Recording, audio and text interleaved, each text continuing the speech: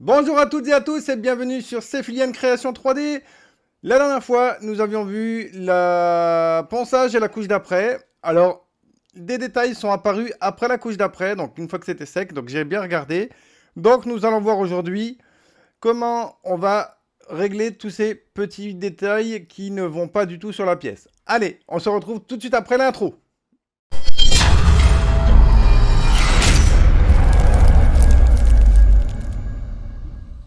Donc, comme je vous le disais juste avant l'intro, nous avons donc poncé la pièce, mis la couche d'après, et on s'aperçoit qu'il y a des détails, je ne sais pas si vous les verrez, je vais essayer de vous les montrer, qui ne sont pas top top. Vous voyez, alors ici là on peut le voir, ça fait des petits cercles. Alors ça c'est dû au fichier, ça malheureusement on ne peut pas faire grand chose. Euh, Vous en avez un peu partout. Donc vous en avez sur les oreilles. Alors normalement on le verra peut-être mieux sur les oreilles. Non, on voit pas mieux sur les oreilles. Désolé pour la caméra. Elle est censée s'ajuster automatiquement. Alors, voilà. Donc vous avez plein de petits détails, des cercles un petit peu partout. Vous en avez ici, là au niveau des bras. C'est des détails. Là, voilà, là on les voit. Vous voyez ces petites rayures là. C'est des détails que je n'ai pas réussi à modifier avec le papier à poncer. Alors, je vous avais parlé d'un produit qui s'appelle le XTC 3D. Alors, on va utiliser ce produit-là, donc le XTC 3D. Voilà. Euh, on va utiliser donc le A et le B. Donc, comme je vous disais, il faut deux quantités de A pour une quantité de B. Alors, pour ça, on va prendre un petit pot, voilà, qui est gradué, comme vous pouvez le voir, hein. Donc moi, ce que je vais faire, je vais essayer de mettre, parce que j'en veux pas trop, mais il m'en faut assez quand même. Donc du coup, je vais voir comment je peux faire pour ne pas trop en faire. Alors, on va dire qu'on va faire, donc 5, 4, 3. Donc si je mets 3 de un, il faut que j'en mette 6 de l'autre, donc ça fait beaucoup. Si je mets 3 de un, il faut 1,5. Donc si je mets 4, il m'en faut 2. Ouais, on va mettre 4 et 2. Ça sera plus simple. Ah, les calculs à cette heure-ci, j'ai du mal. Alors, donc je vais mettre le produit dedans. Donc je vais mettre 4 de A. Voilà. Donc on est bien, je ne sais pas si vous le voyez, on est bien à 4. Et je mets 2 du produit B.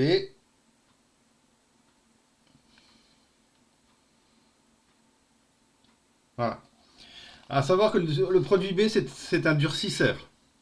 C'est ce qui fait que ça durcit. C'est pour ça que, une fois que je l'aurai bien mélangé, on va le mettre dans ce petit pot avec de l'aluminium pour pouvoir l'utiliser un peu plus longtemps. Alors, moi je vais prendre un pinceau pour voilà, remuer. Voilà, donc je remue.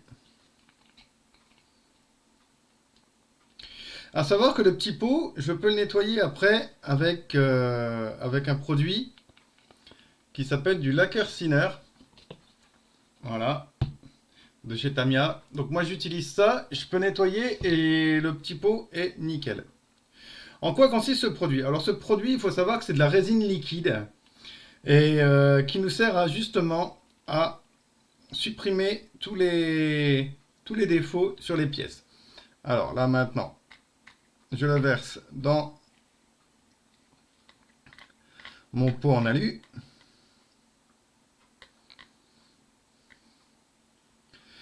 ça va nous rendre notre pièce toute lisse. Alors c'est pour ça qu'on ne peut pas faire qu'une partie. Il faut qu'on fasse, enfin en tout cas pour moi, c'est ce que je pense, qu'il faut qu'on fasse toute la pièce. Parce que sinon ça va faire des surépaisseurs et on va être obligé de repasser le papier à poncer. Et ça va pas faire forcément joli. La première fois que je l'ai utilisé, j'ai eu du mal. Il faut vraiment bien l'utiliser. Voilà. Donc voilà. Donc maintenant, nous avons notre produit dans notre papier alu. Nous avons notre petite pièce. Et puis, on va y aller. On met un petit peu de produit sur le pinceau. Et là, on en met partout.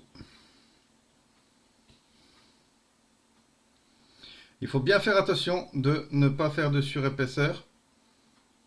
Il faut bien l'étaler. Parce que sinon, ça fait des défauts, des surcouches, etc. Et ça fera pas joli du tout.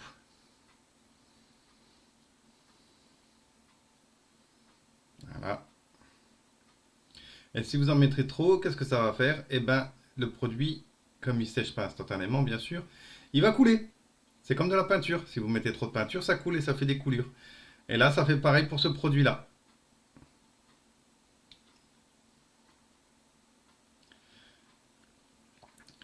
Donc bien sûr, les défauts, on les verra plus une fois donc qu'on aura, comment dire, une fois qu'on aura fini de passer la deuxième couche d'après.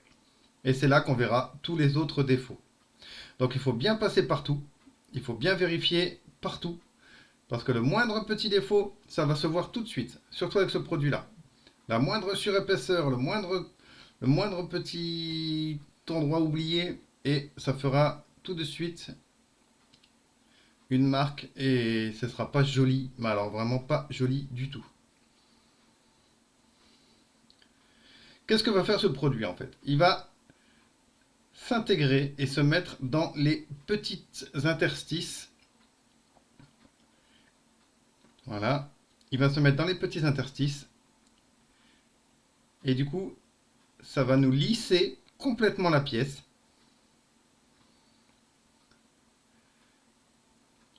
Et quand on fera la deuxième couche d'après, on ne verra plus les défauts. Alors, bien sûr, normalement, une couche suffit. Mais si jamais vous avez des autres défauts, vous pouvez éventuellement essayer de poncer votre pièce, parce qu'il faudra la reponcer, et remettre là où vous voyez qu'il y a des défauts encore. Hein. Mais si vous le faites bien tout de suite, normalement, vous ne voyez plus les défauts.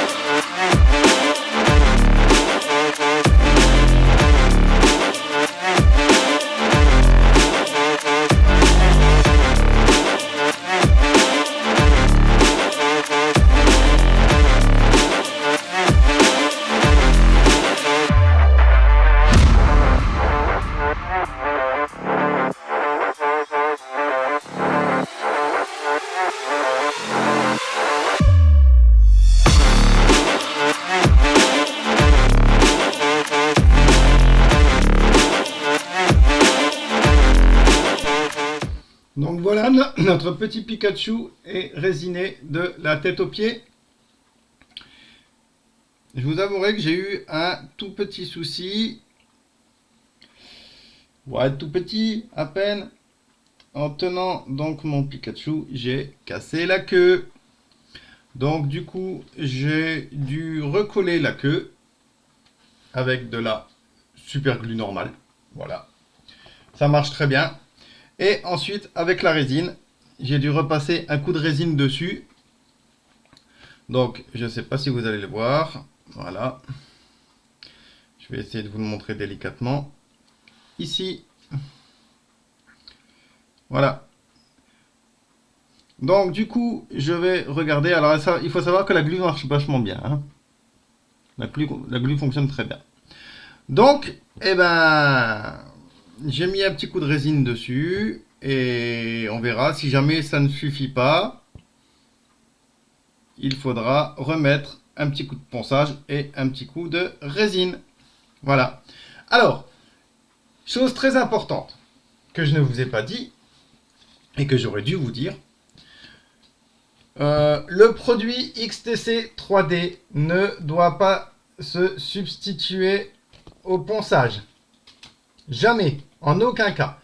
Il faut d'abord poncer sa pièce et voir s'il y a des défauts et à ce moment-là, corriger les défauts. Mais en aucun cas, ça ne doit remplacer le ponçage. Car une fois que vous avez fini donc de mettre le XTC sur votre pièce, il faut quand même regarder s'il y a des défauts et poncer le cas échéant. D'accord? Et bien sûr, j'ai oublié de le préciser parce que je ne les ai pas mis. Il faut bien entendu mettre les gants. C'est une obligation. C'est un produit qui est inodore, mais par contre qui est assez toxique pour les mains. Et moi, je ne l'ai pas fait. J'ai fait une grosse erreur. Donc, à tous les enfants, n'utilisez pas ces produits seuls, jamais. Du moins, tant que vous n'en êtes pas vraiment capable de le faire seul. Demandez à vos parents et surtout, mettez bien vos gants. C'est très très très important. D'accord? Voilà. Donc maintenant, ben, je vais laisser sécher ma pièce. Ça va durer quand même pas mal d'heures. Le séchage, c'est à peu près... en général, je laisse entre 12 et 24 heures. Voilà. Ça dépend des pièces, ça dépend de la taille des pièces, ça dépend de la couche que j'ai mis. Donc voilà, moi je préfère laisser 24 heures et puis comme ça, je suis sûr que ce sera bien sec. Donc ce qu'on fera pour la prochaine vidéo, je vous montrerai donc le résultat. On fera une couche d'après pour vérifier si tous les défauts ont bien disparu. Et si au besoin, ben, hors vidéo, je referai une couche et on commencera à faire la peinture. Voilà. Donc, nous allons faire un point sur notre petite vidéo d'aujourd'hui. Alors, on a tout simplement mis de l'XTC 3D. J'ai cassé ma pièce. Et oui, ça arrive. C'est pas grave. Ne vous inquiétez pas. Un petit coup de glu. Vous laissez quelques secondes. Vous attendez. Hop. Si ça tient, c'est parfait. On laisse un peu sécher. Un coup d'XTC 3D. On vérifie derrière avec la couche d'après s'il y a des défauts. S'il y a encore des défauts, un petit coup de papier à poncer. On remet un petit coup d'XTC. Un petit coup de couche d'après. Et on revérifie. Attention, je le précise et je le dis, je le redis, le XTC 3D ne doit pas remplacer un ponçage. On ponce, on ponce, on ponce. Oui, on n'aime pas ça. Je suis le premier à détester ça. Mais on est obligé de passer par cette étape pour que notre pièce soit bien lisse et bien propre. D'accord? Après, ceux qui ne veulent pas que ce soit propre et lisse, grand bien vous fasse. Moi, il faut que ce soit propre et lisse. C'est comme ça. Ensuite, n'oubliez pas les gants. Les gants, très importants. Je ne les ai pas mis. C'est un gros défaut. J'aurais dû les mettre. Pourquoi les gants? Parce que c'est un produit toxique et ça peut vous bouffer les doigts. Donc, qu'est-ce qu'on fait? Gants, absolument. Sinon, un double, voire triple lavage de main pour être sûr qu'on n'ait plus de produits toxiques sur les mains. Voilà. Ensuite, je vais vous montrer mon petit pot. Alors, il est là. Regardez mon petit pot, je l'ai nettoyé après avoir utilisé l'XTC 3D. Il n'est pas collant. J'ai utilisé donc le produit que je vous ai montré tout à l'heure, du Ciner de chez Tamiya. Il y a d'autres produits. Moi, j'utilise celui-là parce que je faisais de la peinture et avec la peinture, on utilise pour diluer ce produit-là. Donc, surtout, pareil, ce produit-là, il est très odorant. Donc, le masque et les gants. Voire même les lunettes si besoin. Voilà. Donc, pour les enfants, attention, supervision des parents. Les parents, bien enfermer les produits sous clé pour pas que les enfants de bas âge, de très bas âge, puissent les atteindre, pour ne pas qu'ils ingèrent ces produits.